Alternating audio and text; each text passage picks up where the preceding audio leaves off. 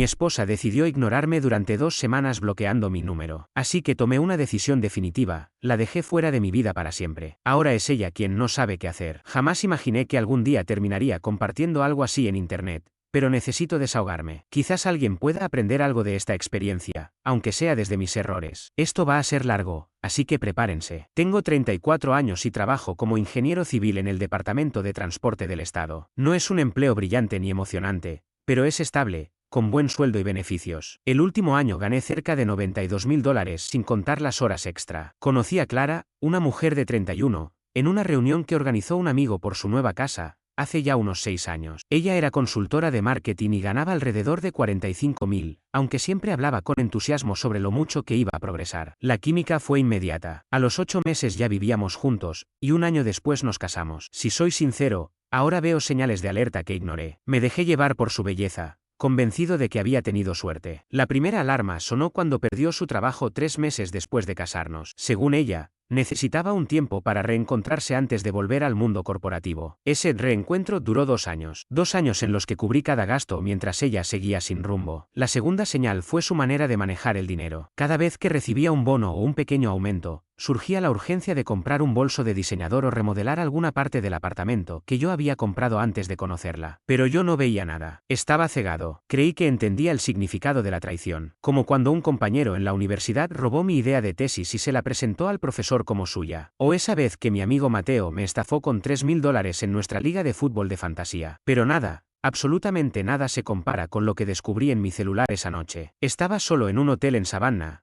tratando de organizar todo lo relacionado con el funeral de mi madre, cuando vi la notificación. Todas las llamadas de este contacto serán silenciadas. Mi nombre, mi número, mi esposa había bloqueado mis llamadas. 2 semanas, justo las 2 semanas en que estuve fuera, manejando el dolor de perder a mi madre. Durante esos días la llamé todos los días, a veces más de una vez, aferrado a su voz como único consuelo. Y ella, nada, ni una respuesta, salvo mensajes cortos, que estaba ocupada con un nuevo cliente, o tomando algo con su amiga Jessica de la universidad. Y yo le creí, porque era mi esposa, mi compañera. Se suponía que ella debía estar ahí, apoyándome mientras la vida se me caía encima. Cuando vi esa notificación en la pantalla, sentí que algo dentro de mí se rompía. Me quedé quieto, con la mirada fija, incapaz de respirar. Era como si la muerte de mi madre y la traición de Clara se hubieran unido en un solo golpe. Mi madre lo era todo para mí. Me crió sola desde que mi padre nos abandonó cuando yo tenía 8 años. Trabajó el doble para que pudiera estudiar y nunca me hizo sentir como una carga. Y ahora se había ido.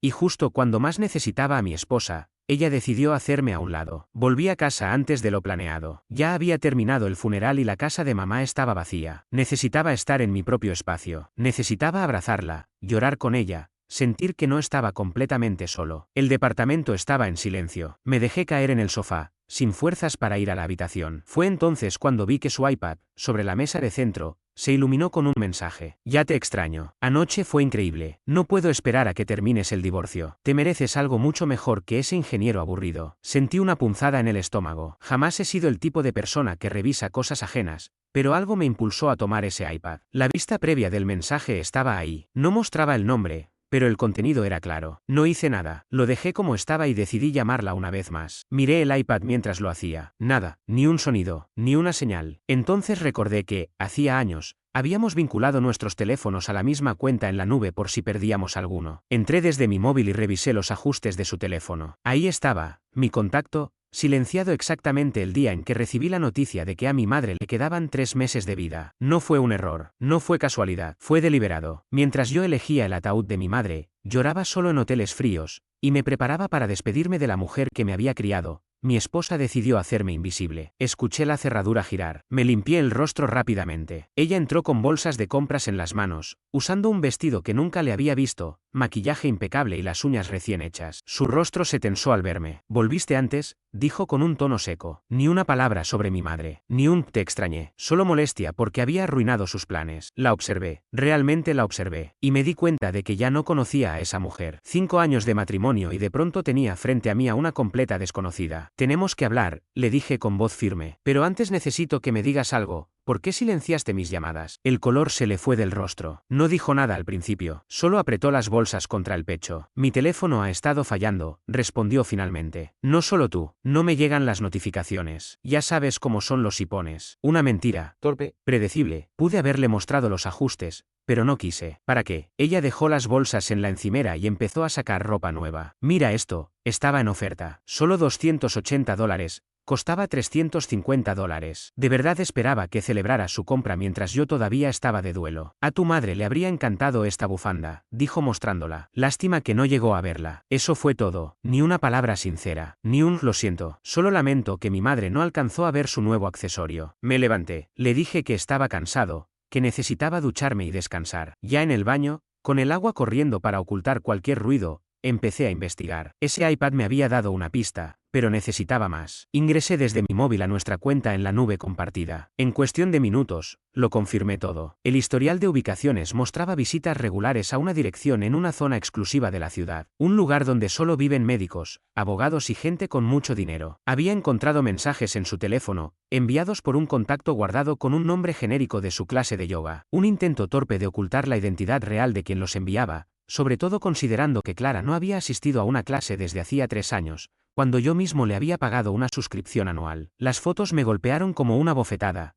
Ella, tomada de la mano de un tipo con el cabello engominado y un reloj costoso, cenando en lugares que yo jamás podría pagar con el salario que gano como funcionario público. Y todo eso ocurría mientras mi madre se moría, mientras yo la llamaba una y otra vez, desesperado, buscando consuelo. Su traición no fue solamente sentimental, fue algo premeditado. Eligió ignorarme cuando más la necesitaba. Fue una crueldad medida, calculada. Salí del baño en silencio. Clara estaba sentada en la cama revisando el celular, como si nada pasara. ¿Tienes hambre?, me preguntó con una sonrisa que no alcanzó sus ojos. Pude haber dicho algo, pude haber estallado, pero respondí con calma. Podemos pedir algo barato, ¿no? Has gastado bastante en hoteles últimamente. Supongo que eso agota. Como si hubieras estado de vacaciones, en vez de estar al lado de alguien que acaba de ver morir a su madre. Fingió no entender la indirecta. Asintió con la cabeza. Esa noche cenamos comida para llevar, casi sin decir palabra. La televisión sonaba de fondo, pero ninguno de los dos le prestaba atención. Yo la observaba en silencio. Cada vez que su celular vibraba, giraba la pantalla lejos de mí. Una vez, al recibir una notificación, su cuerpo entero se tensó y se excusó para ir al baño. Pensé en encararla de inmediato. Tenía pruebas más que suficientes. Pero entonces escuché una voz en mi cabeza. La de mi madre: nunca tomes decisiones en caliente. Duerme antes de actuar. Así que respiré hondo. No reaccionaría con rabia. No le regalaría a Clara ese espectáculo. Si ella había sido fría, yo lo sería más. Tomé una decisión: desmontaría todo lo que habíamos construido. Pero no de forma impulsiva. Lo haría con precisión. Había traicionado mi confianza en uno de los momentos más duros de mi vida, y eso no iba a quedar sin respuesta. Esa noche dormimos espalda contra espalda, a años luz de distancia. Notaba su mirada ocasional, tal vez preguntándose si yo sospechaba algo. Me hice el dormido mientras mi mente trazaba el mapa de lo que vendría. A la mañana siguiente, un sábado, me dijo que tenía una reunión con un cliente. Otra mentira. Asentí. Le dije que no se preocupara, que tomara el tiempo que necesitara. Apenas cerró la puerta, me puse en movimiento. Revisé nuestras cuentas. Por suerte, nunca añadí su nombre a la escritura del departamento. Teníamos una cuenta compartida con unos $8,500, casi todo dinero mío, y una de ahorros con cerca de $42,000. Nuevamente, fondos que yo había acumulado. Llamé al banco y transferí todo, dejando solo $500, a una nueva cuenta a mi nombre. Después contacté a una abogada de divorcio que había encontrado la noche anterior, mientras no podía dormir. Le dejé un mensaje solicitando una cita urgente, y comencé a recopilar pruebas, capturas de pantalla, datos de ubicación, fotografías. Lo hice sin emoción,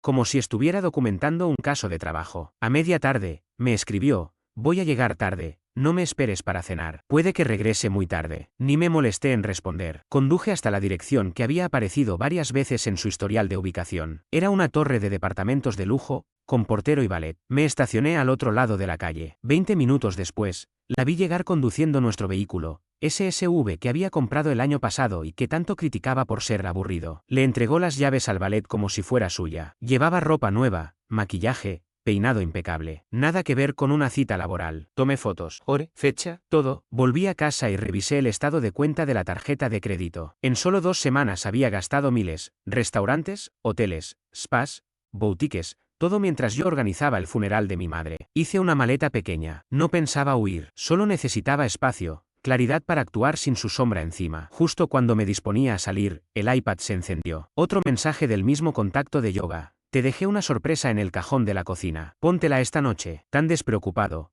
tan natural, como si llevaran tiempo con ese juego. Y seguramente así era. No sentí tristeza, sentí una especie de dureza interna, una determinación helada. Mi madre, la única que me quiso sin condiciones, se había ido. Y ahora perdía a mi esposa, no por la muerte, sino por sus decisiones. Dolía, sí, pero ya no me quebraba. Esa noche me alojé en un hotel céntrico. Me senté en la cama, miré su contacto en mi teléfono, y sin dudarlo, lo bloqueé. 5 años de matrimonio, cientos de llamadas, mensajes y recuerdos. Con 3 toques, se acabó. No por impulso, por estrategia. Ella había elegido el silencio. Yo también, pero el mío sería definitivo. Desde esa noche, supe que solo era el inicio. A la mañana siguiente, mi celular explotaba con notificaciones. No abrí ni un solo mensaje. Sabía que no era culpa lo que sentía. Era miedo. Miedo de ser descubierta. Ese mismo día me reuní con la abogada. Una mujer de unos 50 años, serena y directa. Escuchó todo sin interrumpirme mientras le mostraba las pruebas, mensajes, fotos, localizaciones, movimientos financieros. Asintió. Has hecho más trabajo de campo que muchos clientes. Te será útil, sobre todo en lo económico. Me explicó que en nuestro estado, aunque la infidelidad no influye directamente en la repartición de bienes,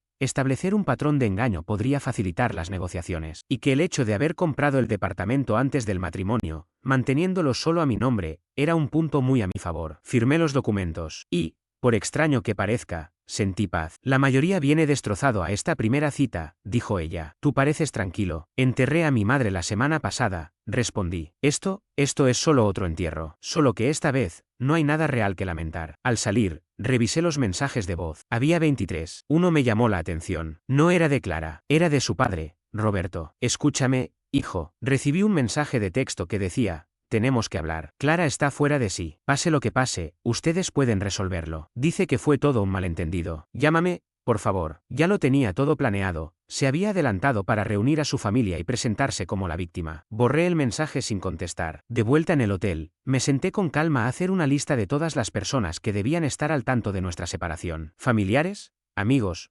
conocidos. No iba a esconderme ni mucho menos sentir vergüenza por lo ocurrido. Yo no había hecho nada malo. Redacté un mensaje simple y directo para enviarlo en el momento adecuado. Quiero informarles que Clara y yo estamos en proceso de divorcio, debido a su infidelidad durante la enfermedad de mi madre. Agradezco su respeto a mi privacidad en este momento. Nada de dramatismos ni detalles innecesarios. Solo la verdad. Mi teléfono volvió a sonar. Esta vez era la madre de Clara. Rechacé la llamada. Después llegó otra, de un amigo en común. La campaña de presión había comenzado. Apagué el móvil por completo. Me concentré en tomar control de lo que seguía. Lo primero fue ingresar a Netflix y cambiar la contraseña. Hice lo mismo con Hulu, Disney Plus y el resto de las plataformas que yo pagaba. Detalles mínimos, pero que se sintieron como pequeñas victorias. Después llamé al departamento de recursos humanos de mi trabajo y la eliminé de mi seguro médico. Durante años estuvo orgullosa de haberse salido de su empleo gracias a los beneficios que yo le ofrecía. Bueno, ya no más. Entré a mis cuentas de inversión y retiré su nombre como beneficiaria. Llamé a la aseguradora de vida e hice exactamente lo mismo. Paso a paso, con calma, fui sacándola de cada aspecto de mi vida financiera. Ella siempre había dicho que quería estar con alguien exitoso, con dinero. Iba a aprender lo que eso implicaba de verdad,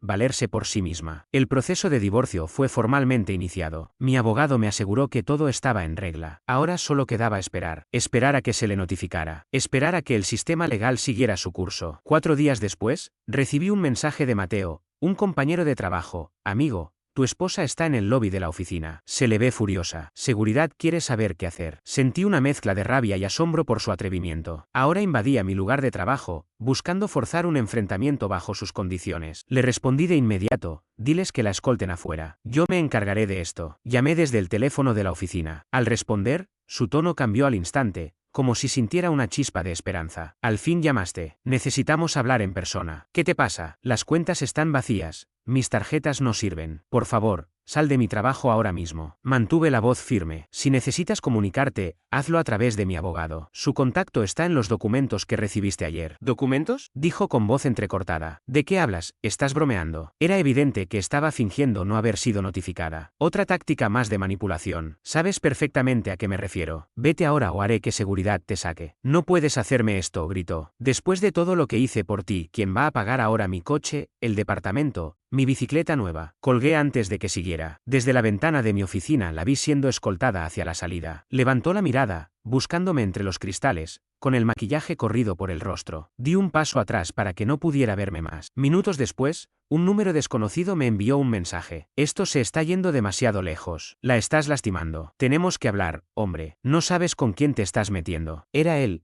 su amante. El descaro me pareció casi cómico. Lo bloqueé sin contestar. Esa misma noche volví al departamento sabiendo que ella no estaría. Necesitaba recoger algunas cosas y revisar el lugar. Al entrar, me quedé paralizado. El caos era total. Ropa tirada, platos rotos, cuadros destrozados, fotos nuestras hechas trizas, mi escritorio destrozado, incluso mi colección de cómics antiguos había sido arrancada y desmembrada. El joyero de mi madre, una reliquia, yacía destrozado en el suelo. Sentí un frío en el pecho al ver los recuerdos de mi madre reducidos a fragmentos. Pero no toqué nada. Solo documenté todo con fotos. Era evidencia. Llamé a la policía y presenté un informe por daños materiales. El oficial que acudió echó un vistazo y silbó con pesar. ¿Divorcio?, preguntó con tono comprensivo. Asentí. Lo he visto antes, hermano. Documenta todo. Cambia las cerraduras si es tuyo. Como el título estaba a mi nombre, llamé a un cerrajero en ese momento y mandé cambiar todas las cerraduras. Después, le escribí a Clara. La policía ya documentó los daños. No intentes volver a entrar al departamento. Toda comunicación será únicamente a través de abogados. Minutos más tarde, mi teléfono estalló en llamadas y mensajes de ella, de sus padres y hasta de su hermana, a la que había visto apenas un par de veces. No respondí. Mi abogado se alegró al ver el material. Esto fortalece mucho nuestra posición, dijo. Destrucción de propiedad, y encima objetos sentimentales vinculados con tu madre fallecida. No va a quedar bien parada. Al día siguiente, recibimos una carta de advertencia de parte de un abogado que nunca habíamos escuchado mencionar. Alegaba que yo había desalojado a Clara ilegalmente y que le había robado sus pertenencias. Mi abogado se echó a reír. De aficionados, dijo. El departamento está a tu nombre, fue comprado antes del matrimonio. En este estado, ella no tiene derecho de residencia sin figurar en la escritura. Y respecto a los objetos, tenemos pruebas claras de que te pertenece. Respondimos con otra carta detallando los daños causados y aclarando que, si existía algo realmente suyo, podría ser retirado bajo supervisión tras hacer un inventario completo. La realidad financiera empezó a golpearle de frente. Las tarjetas de crédito, que en realidad estaban asociadas a mis cuentas, fueron canceladas. Todo ese estilo de vida al que se había acostumbrado, viajes, lujos, gastos sin control, desapareció de un día para otro. Mi sueldo ya no lo sostenía, y el mundo que ella creía tener bajo control empezó a derrumbarse. Por conocidos en común supe que se había mudado con su amante, el sujeto del reloj llamativo. Pero, al parecer, la emoción se le había acabado pronto. Ahora que tenía que asumir los gastos por su cuenta, el encanto se desvanecía. Mientras tanto, yo me concentré en reconstruir lo que Clara había destruido. Volví a mi apartamento, lo limpié por completo y comencé a reemplazar todo lo que había quedado arruinado. Guardé los recuerdos de mi madre, los pocos que quedaban, en una caja de seguridad, donde nadie más pudiera tocarlos. En el trabajo, me involucré en un proyecto de infraestructura importante, que no solo atrajo elogios de la gerencia, sino que también me posicionó para una futura promoción. Sentía que por fin iba en la dirección correcta, y eso me mantenía enfocado. Los intentos de Clara por contactarme comenzaron a aumentar, primero cargados de enojo, luego teñidos de súplica. Cometí un error, escribió desde un número que no conocía. Por favor, aún podemos arreglar esto. Nunca quise hacerte daño. Reenvié el mensaje a mi abogado sin responderle, y bloqueé el número de inmediato. Un mes después de haber iniciado el proceso de divorcio, mi abogado me llamó con una voz que dejaba entrever cierta diversión. Recibimos una solicitud inusual de parte del abogado de Clara, me dijo. Quieren discutir un acuerdo. ¿Qué clase de acuerdo? Piden manutención económica. Según su argumento, ella sacrificó su carrera para apoyar la tuya y, por lo tanto, merece recibir ayuda para seguir adelante. No pude evitar soltar una risa irónica. Ella había dejado su trabajo de $45,000 para quedarse en casa y gastar mi dinero sin medida. ¿Eso se suponía que era apoyo a mi carrera? Pero lo más interesante vino después. El novio de Clara, el tipo del reloj caro, no era lo que aparentaba. Mi abogado investigó un poco y descubrió que todo era fachada. El reloj era una imitación. El apartamento donde vivía era un alquiler temporal pagado con tarjetas de crédito al límite. Su supuesta empresa de inversiones era en realidad un sitio web bien diseñado, manejado solo por él. Ambos estaban representando papeles. Él fingía ser rico para atraer a mujeres como Clara. Ella se hacía pasar por esposa de alto perfil buscando ascender. La ironía era exquisita. Sus padres, que siempre se habían mostrado fríos durante nuestro matrimonio, porque querían que ella se casara con un médico o un abogado, no con un funcionario público, ahora se negaban rotundamente a ayudarla. Estaban avergonzados, no solo por el divorcio, sino también por su conducta. ¿Y qué es lo que piden exactamente?, pregunté. Clara solicita $5,000 mensuales durante 2 años para reinsertarse en el mercado laboral. No necesitaba decir nada. Mi silencio fue respuesta suficiente. Mi abogado solo dijo: eso imaginaba. Les informaremos que nos veremos en el juzgado. 2 días después, recibí un mensaje de texto. Pero no era de Clara, sino de su amante. Necesitamos hablar. No es por ella, sino por algo más. Una oportunidad que podría beneficiarnos a ambos. Movido por la curiosidad, accedí a encontrarme con él en una cafetería pública. Cuando llegó, casi no lo reconocí. El peinado perfecto y la ropa costosa habían desaparecido. Frente a mí tenía a un hombre desaliñado, derrotado, con un reloj barato en la muñeca. Gracias por venir, dijo, jugueteando nerviosamente con su reloj. Iré al grano. Sé que la arruiné. No vengo a pedirte perdón. Entonces, ¿qué quieres?, le pregunté, sin rodeos. Clara le está diciendo a todo el mundo que tú la abandonaste sin aviso, que escondes dinero, que abusaste de ella. A mí me dijo lo mismo cuando nos conocimos, que eras controlador, distante, que nunca le dabas nada. Pero ahora he visto cómo es en realidad. Está desequilibrada. Me mostró fotos en su teléfono, muebles destrozados, aparatos electrónicos rotos, ropa cortada en pedazos. Su apartamento hecho un caos, igual que el mío. Misma conducta. ¿Y por qué me muestras esto? Porque estoy dispuesto a testificar, a contar todo, sus mentiras, su manipulación, cómo se jactaba de ignorar tus llamadas mientras tu madre agonizaba. No soy santo, pero eso fue cruel incluso para mí. ¿Y qué esperas obtener? Me robó $7,000 en efectivo y algunas joyas familiares que sí eran auténticas. Ya sé que las empeñó. No tengo cómo pagar un abogado, pero si testifico, tal vez puedas ayudarme a recuperar algo. Le pedí a mi abogado que redactara una declaración detallada con todo lo que él me había contado, incluyendo información sobre los hábitos de gasto de Clara. A cambio, le ofrecí ayudarle a recuperar el valor de lo robado si su testimonio resultaba útil. El día del juicio, Clara llegó fingiendo ser la víctima, vestida con recato, casi sin maquillaje, con una Biblia en la mano. La actuación habría funcionado, si no estuviéramos preparados. Su abogada comenzó con su versión de los hechos, que Clara había dejado todo por mi carrera, que la abandoné sin aviso ni apoyo, que estaba devastada por mi frialdad justo en el momento en que ella más me necesitaba por la muerte de mi madre. Entonces llegó nuestro turno. Mi abogado fue preciso. Presentó primero los registros financieros que demostraban los excesos de Clara durante la enfermedad de mi madre. Luego, el informe policial por los destrozos en el apartamento, incluyendo las pruebas de los objetos destruidos que eran de mi madre. También, la documentación de que el apartamento era de mi propiedad antes del matrimonio. Y finalmente, nuestro testigo sorpresa. Cuando el amante de Clara entró a la sala, ella se quedó sin color. Su abogada, claramente desconcertada, pidió un receso. El juez lo negó. La hora siguiente fue, sin duda, una de las más satisfactorias de mi vida. Él relató cómo había comenzado la relación con Clara casi un año antes de la enfermedad de mi madre. Confirmó que ella ignoraba deliberadamente mis llamadas y que incluso se reía de ello mientras yo organizaba el funeral. Contó cómo planeaba divorciarse y quedarse con la mitad de todo una vez que lograra su ascenso. Cuando terminó, Clara no pudo más. Lloraba desconsoladamente, pero no por remordimiento, sino por vergüenza y furia. Su historia cuidadosamente montada se vino abajo por completo. El juez no se dejó impresionar por sus lágrimas. Su fallo fue claro y contundente. En primer lugar, el departamento quedó bajo mi propiedad exclusiva, sin ningún derecho para Clara. En segundo lugar, se ordenó la división de nuestros bienes,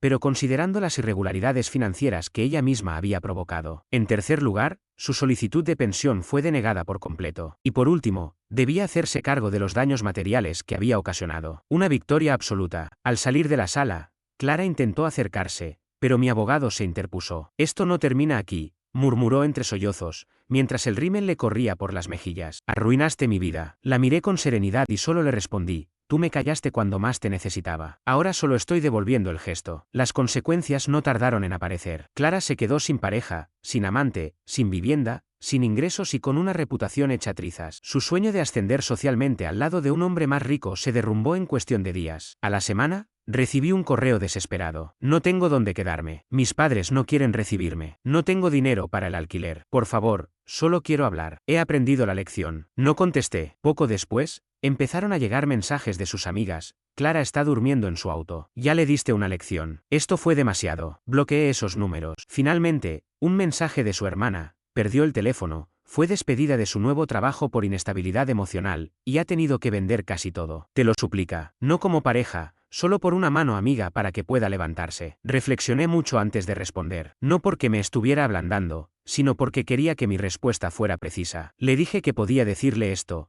He silenciado su vida del mismo modo en que ella ignoró la mía. Con una diferencia, yo soy honesto al respecto. Ya ha pasado un año desde que se formalizó el divorcio. Me gustaría decir que fue un proceso fácil, pero el dolor, sea por una pérdida familiar o por un matrimonio roto, nunca lo es. La diferencia está en cómo decides honrar aquello que perdiste. En mi caso, me ascendieron en el trabajo y mi salario aumentó considerablemente. Remodelé por completo el departamento que compartíamos. Cada vestigio de sus gustos fue eliminado y sustituido por cosas que reflejan quién soy ahora. Incluso adopté un perro del refugio, algo que ella siempre rechazó porque decía que podía ensuciar su ropa. El mes pasado me crucé con el padre de Clara en una tienda del barrio. Me preparé para una conversación incómoda, pero me sorprendió. «¿Te ves bien?», me dijo, observándome con atención. «Estoy bien», respondí sin fingir. Asintió con pesar. Ella no, tuvo que volver a casa y ahora trabaja en una tienda. Aún culpa a todos, menos a ella misma. No me alegra escucharlo, le dije, y en parte, era verdad, no porque le deseara el bien, sino porque hay quienes nunca aprenden. Entonces,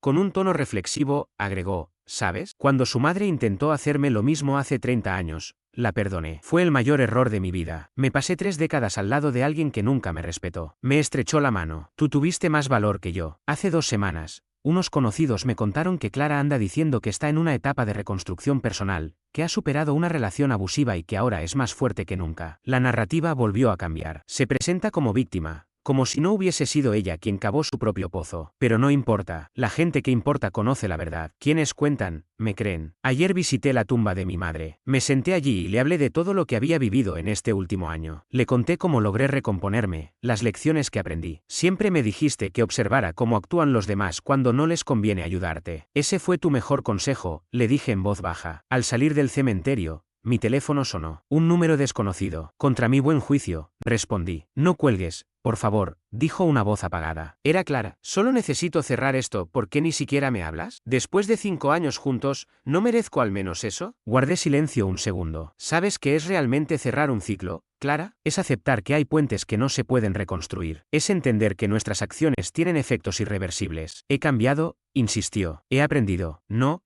La interrumpí con calma. No lo has hecho, porque sigues centrada en lo que tú crees que mereces. Incluso ahora, solo piensas en ti. Colgué y bloqueé ese número también. Se sumó a una larga lista. El teléfono que tengo ahora solo guarda contactos que me han demostrado ser leales. Personas que nunca me habrían dado la espalda en mis momentos más difíciles. Personas que comprenden que el amor sin respeto no es amor, sino una forma de control disfrazado. Algunos opinan que mi respuesta fue desmedida. Un viejo amigo me dijo, «No crees que te pasaste», pero esa no es la cuestión. Yo no la destruí. Sus elecciones lo hicieron. Lo único que hice fue dejar de protegerla de las consecuencias. La lección más grande no ha sido sobre la traición de Clara, sino sobre mi propia reacción. Entendí que la dignidad no se mide por lo que aguantas, sino por lo que decides no permitir jamás. Ella me ignoró por 2 semanas en el peor momento de mi vida. Mi respuesta no fue impulsiva, ni vengativa. Fue definitiva, silenciosa, honesta, y hecha con la firmeza de quien ya no está dispuesto a ceder su valor personal. Mientras termino de escribir esto, mi nuevo celular vibra con mensajes de personas que se preocupan por mí, compañeros que valoran mi trabajo, y el paseador de mi perro, que me manda una foto de mi compañero peludo, feliz y libre. Estas son las conexiones que he elegido conservar. Son las que me han enseñado que la estabilidad no nace del perdón apresurado, sino de aprender a alejarse de lo que nos hace daño, aunque cueste. Clara desapareció de mi vida, y con el tiempo, también de mi mente. Ya no reviso mensajes antiguos, ya no pienso en lo que pudo haber sido. El ciclo se cerró no con una conversación, ni con disculpas, sino con mi decisión de dejar de mirar hacia atrás. Hoy, cuando salgo con mi perro a caminar por el parque, cuando cocino en silencio en una cocina que refleja mis gustos, cuando comparto un café con alguien que me respeta sin condiciones, me doy cuenta de que no necesito más explicaciones ni más finales. Lo que pasó, pasó, no por olvido, sino por transformación. La última vez que escuché el nombre de Clara fue en una conversación ajena en una reunión informal. Ni siquiera sentí rabia, solo gratitud por haber salido a tiempo. No porque ella haya cambiado, sino porque yo ya no soy el mismo. Y eso, al final, es la verdadera victoria.